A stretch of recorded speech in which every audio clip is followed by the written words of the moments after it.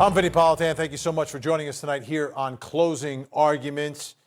There are two types of evidence, right? In criminal cases, there's circumstantial evidence and direct evidence. And so many times here on your front row seat to justice, we're talking about a circumstantial case. Well, in Kenosha, Wisconsin, this is not a circumstantial case, not even close. This is like direct evidence after more direct evidence. And what do I mean, direct evidence? Videos of the shootings, the alleged crimes, videos of them, eyewitnesses everywhere, the defendant himself giving a firsthand account of what he believes happened that night. This is a direct evidence case, yet we're sitting here and people are wondering, what's going to happen? You know, in most cases, if you've got a videotape of the crime and you've got eyewitnesses of the crime, it's an open and shut case. Where's the defense going? Where would they go? Think about all the trials that we cover here on Court TV. Think about it. If you had a videotape of the doomsday couple and whatever happened to those children, imagine how easy that case would be if you had a video of that. What if there were 3 witnesses there who saw everything that happened? It would be so easy. Yet here we are in Kenosha, a direct evidence case. You've seen all the videos. And again, today, in the defense case, we hear from yet another eyewitness who also recorded video evidence. So you've got direct evidence from his eyes and direct evidence from his cell phone and the body camera that he was wearing. Unbelievable day. Yet, think about that. We're still here, and it's not an open and shut case. It's far from it. With all this direct evidence. Let's take a listen to the latest direct evidence in this case, coming from the defense case. This is Drew Hernandez. He's a news commentator, a journalist, a photojournalist who was there that night documenting what was happening. Did you see what Joseph Rosenbaum was doing as he was chasing Kyle Rittenhouse? So I was at the corner of the car source, and the first thing I did identify was that Rosenbaum was charging Kyle Rittenhouse from behind. And then as he's charging him into the car source parking lot, a firearm goes off. You can see it in the frame at the top of the car. Can I ask you to stop you for a second? Yeah. Did you hear that real time? Hear it and saw it in real time. Okay, go ahead. And as the first firearm goes off, Rosenbaum is already charging Kyle from behind, attempts to throw a bag at him, not sure what's inside of it. And Kyle is right at the corner, right there, in the car source, and turns around, and Rosenbaum is lunging towards him very clearly, and Kyle fires. And do you see that with your eyes? Yes. That night? Mm-hmm. Okay. So there's Drew Hernandez, and you've seen his videos. They've been played already in court. They were played again today in court. Let me bring in Court TV legal correspondent Chanley Painter, who joins us in Kenosha, Wisconsin tonight. Let's talk about Drew Hernandez. This is an eyewitness who saw everything that night that happened relative to Joseph Rosenbaum, at least. Saw him before everything happened, but saw the actual shooting, recorded the actual shooting on not one but 2 cameras. Direct evidence, direct evidence, direct evidence. He wasn't called by the prosecution, though. He wasn't called by the prosecution, and he told this jury that he even offered over his videos to the prosecution. They sent him a Dropbox link. It wasn't big enough or a large enough file for all of his video. It's interesting now, the defense calling him, obviously because he is a pro-Kyle Rittenhouse witness, and he admitted that today on the stand. It was very obvious to anyone watching that he believes that this was a self-defense case, but he's key for the defense. Not only is he an eyewitness like Richie McGinnis, he witnessed the shooting of Rosenbaum, and he described what he saw personally with his eyes, what his video cameras picked up, and that was what we've heard all along, that Rosenbaum was chasing Kyle Rittenhouse, that he lunged trying to grab his rifle when Kyle shot him. But he also, Hernandez, painted the scene with his photos and videos and his description of the melee that night, the rioters. The first time he noticed Joseph Rosenbaum was when he was setting fire to a dumpster in the middle of the road. He also had a good story to tell about Kyle Rittenhouse, that actually he witnessed Kyle, who he did not know before this night, de-escalate a potentially violent situation that night, that Kyle was trying to help and was pivotal in preventing further violence at different instances during that night, Vinny. So, and he said, I'm pro Kyle Rittenhouse in this situation. He didn't know Kyle Rittenhouse before that night, did he? And his opinion sort of came out as soon as he posted the video after witnessing what happened. Right, and he didn't hold back. It was obvious how he felt, the way he described the situation, pro-defense here. But again, when the prosecutor was trying to elicit that potential bias and political motivation, which the judge prevented him from going further into. On redirect, the defense said, these are the videos into evidence. Did you know Kyle Rittenhouse before that night? No, I didn't know who Kyle was. I didn't know who Joseph Rosenbaum was. I didn't know who any of these people were before that night. But he was very clear out of the gate, Vinny, calling the rioters Antifa and Black Lives Matter, causing the violence. They were the ones, the instigators, the agitators that night. And so it was very clear that what he felt and believed. But again, at the end of the day, the defense said, it's all on video. Here, jury, you watch and decide for yourselves. Did prosecutors use any of his videos in their case? There was a video of the dumpster burning. I'm unclear of whether or not it was actually his video, Hernandez's video, but they've seen these scenes before, the defense now showing them. That was an issue for the prosecutor, Vinny, because these videos presented today were actually edited by Hernandez himself, and it was a mix of the body cam video and his iPhone video, and so they really picked apart how he may have edited these together to not exactly represent the truth or the accurate situation that night. Yeah, well, I kind of know what he did because I edit some video myself. If you have two cameras shooting the same thing, you sync them up by the sound, and then you just take whichever one is showing you a better picture. But the jury, that's going to get lost on the jury. They're not going to understand that.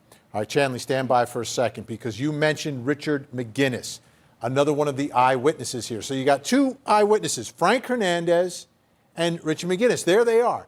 These are eyewitnesses. That is called direct evidence, ladies and gentlemen, which we always hear is the best evidence. People say it's the best evidence. Eyewitnesses who saw exactly what happened. So here they are. You heard Frank Drew Hernandez, he goes by two different names, his version. Let me remind you of what Richard McGinnis said he saw. He, again, also a journalist from the Daily Caller, but an eyewitness also. Take a listen. You said your eyes were focused on the barrel of the weapon. Yes. Where was the barrel of the weapon pointed? At this moment, when he stopped, it was aimed about 45 degrees at the ground. Did the aim of the barrel of the weapon change? It did. And when Mr. Rosenbaum lunged, Mr. Rittenhouse kind of dodged around. And then that's when it was leveled at Mr. Rosenbaum and fired. What was the position of Mr. Rosenbaum's body when the defendant fired at him? Well, there were 4 shots, but it was like in one continuous motion. It was like a lunge towards the front portion, a dodge around, and when he missed, his momentum continued forward.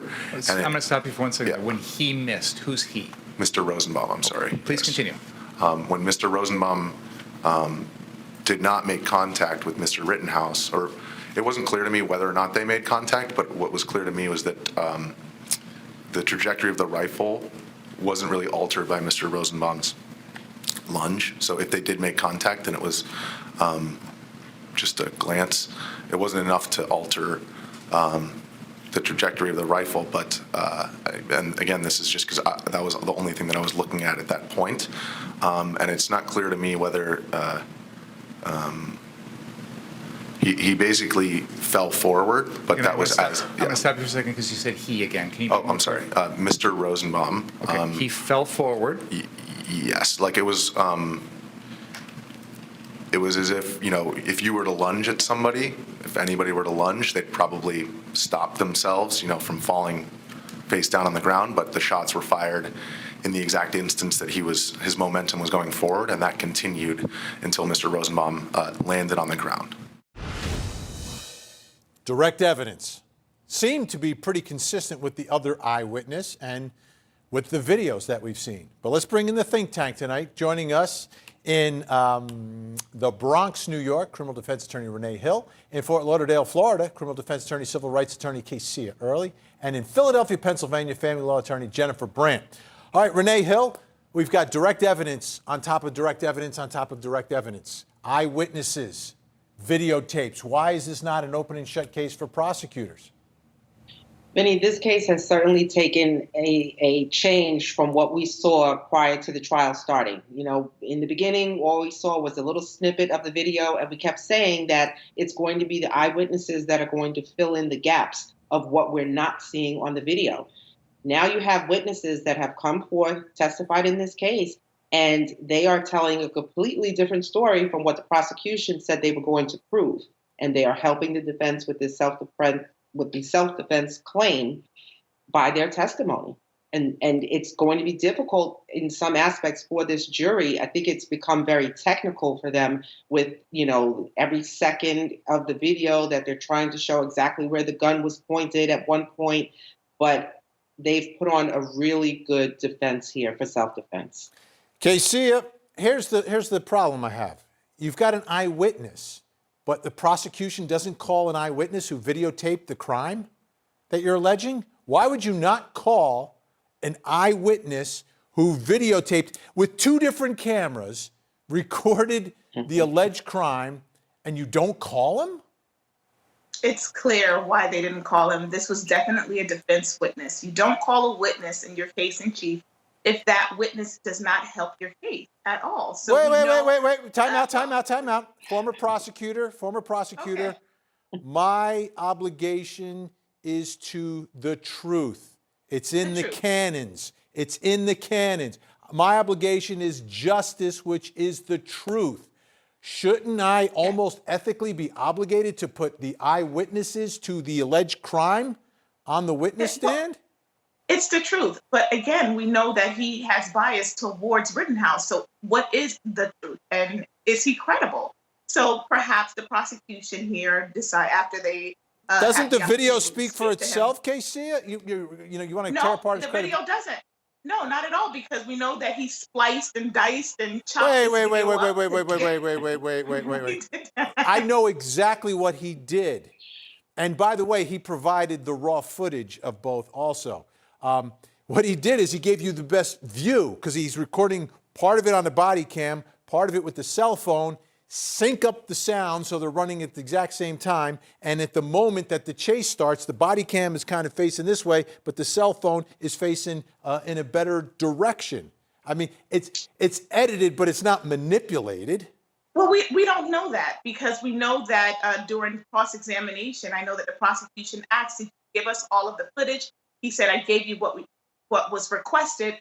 But again, we know that from his vantage point, that is direct testimony, that is direct eyewitness testimony, but there was different vantage points. And, you know, again, his testimony is biased towards Kyle Rittenhouse. So perhaps this is not the truth. It may be his truth, but not the truth.